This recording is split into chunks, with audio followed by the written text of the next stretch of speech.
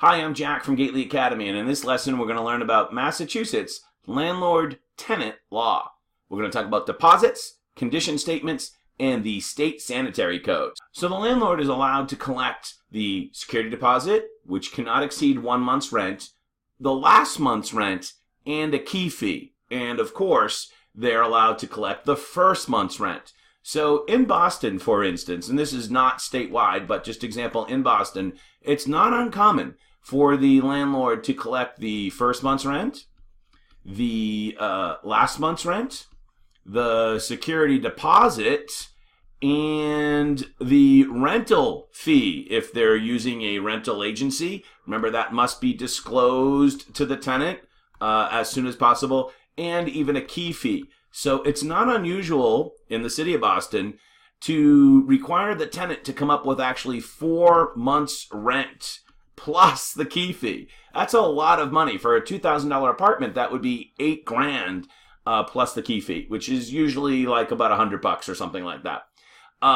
Totally and absolutely legal.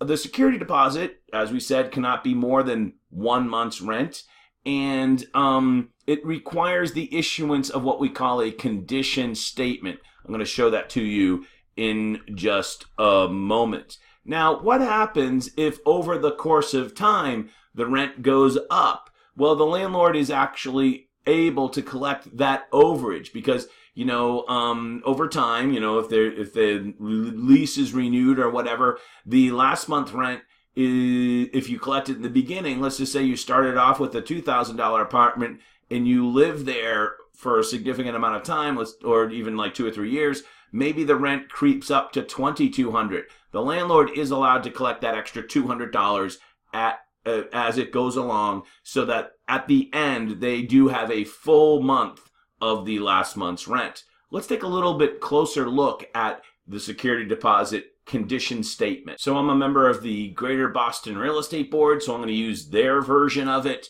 Although I imagine across the state there may be other versions. Remember, you must use this form when you collect a security deposit. And we're not going to get into all of the details of the security deposit law, which they're incredibly intricate in Massachusetts, but I will post up a link at the bottom of this video for those incredibly intricate details. But just so that you know, you do need to use an apartment condition statement. It sounds like a really good test question on the exam. And this statement is the condition of the premises you have leased or rent. You should read it carefully, and of course this is addressed to the tenant. If it is correct, you must sign it. This will show that you agree with the list and that it's complete. If not correct, you must attach a separate signed list of any damage that you believe exists. You know what this statement is? It's like when you rent a car, and before you actually drive off the rental lot, you should walk around the car to make sure that there's no dings or dents or anything, so that you're not responsible for it when you take it back. This is the similar basic thing. This statement must be returned to the landlord, which is technically known as the lessor, or his agent, which might be you, within 15 days. The landlord is supposed to make a list of everything that's wrong with the apartment effectively, and then if you agree with it, great, and if you don't, then you should add to it. Funny thing is most landlords make the list to be like just a handful of things, if not anything at all. And really, in most situations, the tenant actually has to fill this out. And the landlord down here, we've examined the premises and they say nothing wrong. That's very, very common. But it does have to be issued to the tenant, and the tenant should be very diligent in filling out this form so that they're not liable for the pre-existing damage. The second page of this is a security deposit calculation, which is a very handy thing. And you should probably, and maybe I'll link this document in the description as well, use this so that you can figure out the security deposit that is being held. Remember, under Massachusetts law, every security deposit must be held by the landlord in an interest-bearing account, and that interest should be remitted to the tenant on an annual basis. Very, very important. It cannot be held in the escrow account beyond the date of the beginning of the tenancy. As soon as the tenancy begins, That security deposit, if your agency collected it on behalf of the landlord, that security deposit should now be with the landlord, and the landlord needs to open up a separate bank account, interest-bearing, for that security deposit. Every single security deposit needs its own separate bank account.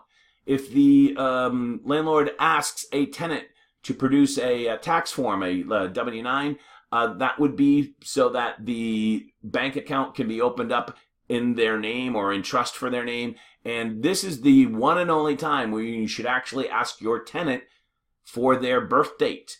After they've been approved for the apartment, at the end, you never want to ask for this anytime before that, because that could possibly open you up to a potential charge of discrimination by age. You don't want to do that. So you always want to ask for the birth date after everything's been approved, and only for the purpose of holding the security deposit, because the bank will not open up a bank account without a birth date. Under the state sanitary code, you must provide, if you're providing cooking facilities, a sink, a stove, and an oven, and a refrigerator connection, water, and heating facility. You don't have to pay for the heat as the landlord, but you actually have to provide at least the infrastructure, like, a heating system to heat the property. Ceiling's going to be 7 foot, and the minimum space requirements, I think it doesn't hurt to mention, 150 per square foot for the first occupant, and no less than 100 square feet for each additional occupant. There's bedroom sizes here. Minimum bedroom size is 70 square feet for the first bedroom, and then 50 square feet for the every other bedroom or every other occupant thereafter. Really important here, if your apartment does not meet these standards, you can call the local board of health or /inspector. In the city of Boston, that would be what we call inspectional services. They can come out and they might issue a citation to the landlord for not meeting these standards. That may be cause to withhold some or all of the rent from the tenant point of view, and it could even result in what we call a constructive eviction.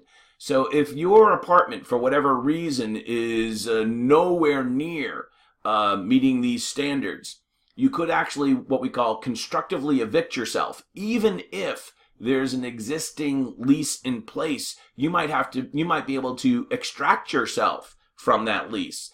Although, before taking that action, I'd strongly suggest you seek legal advice so that you're not just vacating the premises without proper notice and without proper documentation that your apartment is unfit for human habitation. But if it falls into that category, you might be able to actually get yourself out of the lease and be free to then go rent another apartment.